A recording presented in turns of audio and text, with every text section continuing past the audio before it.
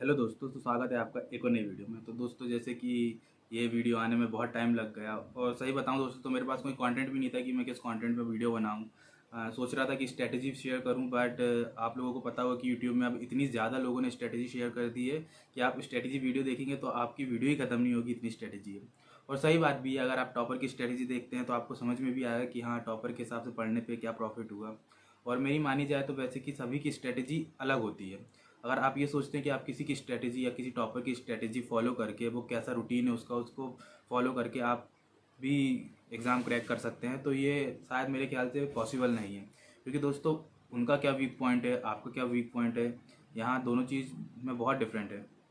तो सबसे पहले तो आपको अपना देखना पड़ेगा कि आपके किस टॉपिक को में आपको कमांड है, आपकी किस टॉपिक वीक है। जो टॉपिक आपका वीक है उस पर थोड़ा आपको ज़्यादा फोकस करना पड़ेगा, और जो टॉपिक आपका थोड़ा ठीक ठाक है उस पर आपको प्रैक्टिस ज़्यादा से ज़्यादा करना पड़ेगा, मॉक लगाना पड़ेगा। इसलिए सभी की जो स्ट्रेटेजी रहती है वो वेरी करती है। बात रही कि अगर आपको कॉमन चीज़ क्या है, तो कॉमन चीज़ यही है कि आपको पढ़ना पड़ेगा। आपको ज़्यादा से ज़्यादा पढ़ना पड़ेगा, यही कॉमन चीज़ है। चाहे आप टॉपर हो, चाहे आपको सिर्फ एग्ज़ाम क्रैक करना हो, या आपको अपनी ड्रीम पोस्ट चाहिए, इन सब चीज़ों के लिए आपको सिर्फ एक ही चीज़ है कि आपको पढ़ना तो पड़ेगा ही। अगर आप सोचिए कि 4-5 घंटा पढ़ के मैं किसी एग्ज़ाम को क्रैक कर लूँ, हाँ क्रैक तो कर लोगे, पर आपको जो ड्रीम पोस्ट चाहिए वो आपको शायद ही ये मिले। हाँ, एक दो रहते हैं जो 4-5 घंटे की पढ़ाई में भी वो अच्छा कर जाते हैं। तो वो स्टार्टिंग से ही जो उनका स्कूल लाइफ रहती है, वो स्कूल लाइफ से ही अपने आप को, अपने माइंड को इतना शार्प कर लेते हैं जिससे उनको बहुत सी चीज़ें बहुत जल्दी बनने लगती है। बट अगर आप एक एवरेज स्टूडेंट हो तो आपको मिनिमम 8 to 9 आवर्स तो डेली चाहिए कि आप अच्छे से अपनी ड्रीम पोस्ट ले सकें, वो भी एसएससी सीजीएल के थ्रू। तो दोस्तों, आज की वीडियो में मैं बात करने वाला हूँ कि जो अभी मेंस का रिजल्ट आया था, उसमें मैंने अपने मेंस के मार्क्स के ही शॉर्ट्स डाला था। आप देख सकते हैं, यहाँ पे मैं फ़ोटो भी डाल दे रहा हूँ।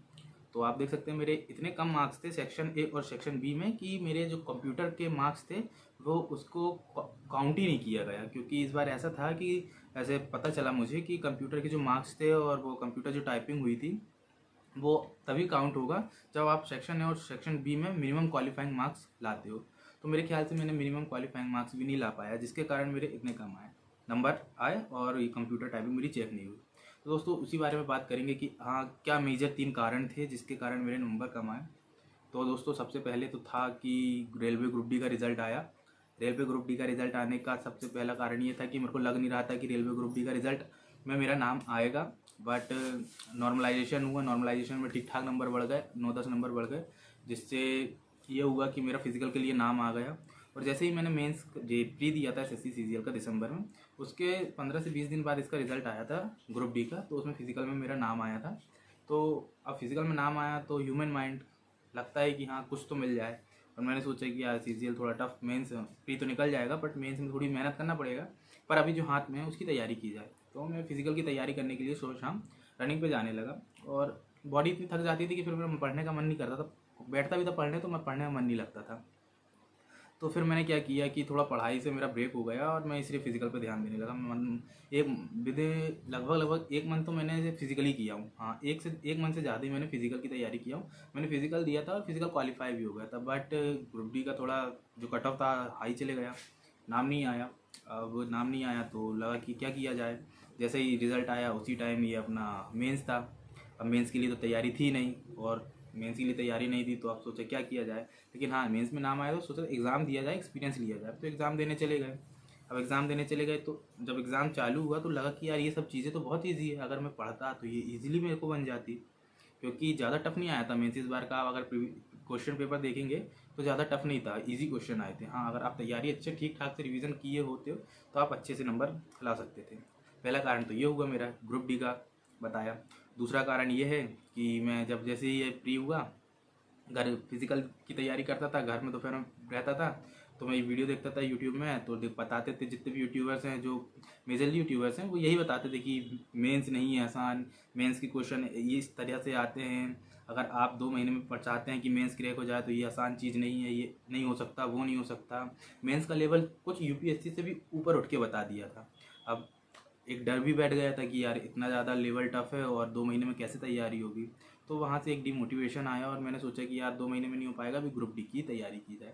हाँ, वीडियो में पढ़ता थोड़ा बहुत था, लेकिन मैं उतना एफिशिएंसी के साथ नहीं पढ़ता था जितना मैं प्री के लिए पढ़ा। जबकि मेरे को मेंस के लिए तो डबल एफिशिएंसी से पढ़ना था, पर मैंने अपनी एफिशिएंसी गिरा दिया था। और सबसे तीसरा मेन कारण था डर। जब मैं एग्ज़ाम हॉल में एग्ज़ाम देने बैठा तो मुझे लगा कि यार इतने में तो नहीं हो पाएगा, इसका कट ऑफ आ ही जाएगा, तो मैंने मैक्सिमम से मैक्सिमम क्वेश्चन अटैम्प्ट करने की कोशिश की। और मैं बताऊं तो मैंने पूरे के पूरे क्वेश्चन अटैम्प्ट किया था। और आप इसी चक्कर में मेरे माइनस मार्किंग ज़्यादा हो गई और उस चक्कर में पूरा रिजल्ट फिर ख़राब हो गया। और आप सोचते हैं कि अगर मेंस का एग्ज़ाम बहुत टफ होता है, तो दोस्तों जब मेरी आंसर की आई, आंसर की आने के बाद मैंने उस आंसर की क्वेश्चन सॉल्व किए, तो मैंने मैथ्स और रीजनिंग के 1 घंटे में मैथ्स के 28 क्वेश्चन और रीजनिंग के 27 क्वेश्चन 1 घंटे के अंदर मैंने कर लिया था। बट यही क्वेश्चन जब मैंने एग्ज़ाम हॉल में किया तो इतने क्वेश्चन गलत हो गए, मेरे को खुद समझ में नहीं आ रहा था कि क्वेश्चन गलत कैसे हो गए। तो सबसे मेन कारण तो यही था कि एक डर था कि यार ज़्यादा से ज़्यादा क्वेश्चन अटैम्प्ट करना है कम टाइम पे, और वहाँ का जो प्रेशर रहता है वो इतनी ईजिली नहीं, लोग सोचते हैं कि हाँ हम प्रेशर झेल लेंगे, वो प्रेशर नहीं झेल पाते हैं। 1 घंटा रहता है, 1 घंटे में आपको 60 क्वेश्चन करना है, और कट ऑफ तो पता है आपको कि हाई जाएगा ही, तो फुल एफिशिएंसी के साथ आपको करना है। तो उस डर के कारण वहाँ पे ख़राब हुआ। बात करें सेक्शन 2 की, तो इंग्लिश मेरा वीक पोर्शन था। बट हाँ, अब इंग्लिश में मैं थोड़ा काम कर रहा हूँ, तो मेरी वोकेबलरी और जो ग्रामर पोर्शन है ठीक ठाक हो रहा है। और बात रही जीके की, तो जीके भी पढ़ रहा हूँ, बट जीके पढ़ने के बाद भी समझ में नहीं आता है कि जीके पढ़ने के बाद भी जीके के क्वेश्चन गलत क्यों हो जाते हैं। मॉक लगाता हूँ तो जीके में सबसे कम नंबर आते हैं। आप मेरे ये शॉर्ट्स में देख सकते हैं, मैं अपने कुछ मॉक टेस्ट का वीडियो बना के डाल देता हूँ, तो जीके में मेरा सबसे ज़्यादा कम नंबर आते हैं। लेकिन इस बार जो मेंस हुआ था उसमें मेरे 13 क्वेश्चन जीके के बिल्कुल सही थे और एग्जैक्ट आंसर पता थे। लेकिन मैंने सोचा कि यार पूरे में क्वेश्चन मेरे इसके लिए जाए, अगर सही चले गए तो अपनी किस्मत ही है। बट मैंने जितने क्वेश्चन अटैम्प्ट किए सब रॉन्ग हुए। इंग्लिश में भी बोला जाए तो इंग्लिश में भी मेरे को 25 से 27 क्वेश्चन लगभग ईजिली बन गए थे। बाकी क्वेश्चन जो थे, जो कॉम्प्रीहेंशन तो थोड़ा टफ था, क्योंकि तैयारी की नहीं थी। तैयारी क्या, मेंस के लिए कुछ पढ़ा ही नहीं था। आप कॉम्प्रीहेंशन एकदम से देखे और उसके क्वेश्चन अपने हिसाब से तैयार लगाए, तो मैक्सिमम क्वेश्चन गलती गए। बट ठीक है, ये सब कारणों के कारण पूरा मेंस बिगड़ गया। इस बार देखते हैं, इस बार वैकेंसी कम है, बट हाँ इस बार तैयारी अच्छी है, तो कह सकते हैं कि शायद इस बार सिलेक्शन होने के चांस हैं। श्योरिटी तो नहीं है, बट हाँ अपनी तरफ से पूरी कोशिश करेंगे। फिर देखते हैं क्या होता है, जैसा भी होगा तो वो तो आपको मेरे चैनल के थ्रू पता ही चल जाएगा। और दोस्तों फिर देखते हैं, जैसा भी रहेगा तो बताएंगे आपको। और दोस्तों मेरा वो वीडियो इतने दिन से नहीं आ रही थी, इसका एक ही कारण था कि मेन चीज़ तो कंटेंट की कमी थी, और मैं थोड़ा पढ़ाई पे भी थोड़ा फोकस्ड हूँ, उस चक्कर में मुझे टाइम भी नहीं मिल पा रहा था। और बट हाँ देखते हैं, अब कुछ कुछ जो इंपॉर्टेंट चीज़ रहेंगी उनके बारे में तो डिस्कशन करेंगे वीडियो के थ्रू, क्योंकि वीडियो के थ्रू डिस्कशन करने से एक चीज़ है कि माइंड फ्रेश हो जाता है, और पढ़ाई के साथ आपको माइंड फ्रेश करना बहुत ज़रूरी है। अगर आपको भी किसी चीज़ में ऐसा इंटरेस्ट है तो आप ज़रूर कीजिए, हफ्ते में 1 आध दिन तो ज़रूर कीजिए, क्योंकि आप पढ़ाई रेगुलर करते हैं तो आपका माइंड पूरा तरीके से ब्लॉक हो जाता है। माइंड को थोड़ा रिफ्रेशमेंट की ज़रूरत रहती है, तो माइंड को टाइम टाइम पे रिफ़्रेश करते रहिए। तो जैसा भी रहता है फिर अपन मिलते हैं नेक्स्ट वीडियो में, फिर बात करते हैं नए टॉपिक के साथ। तो दोस्तों मिलते हैं फिर, जय हिंद।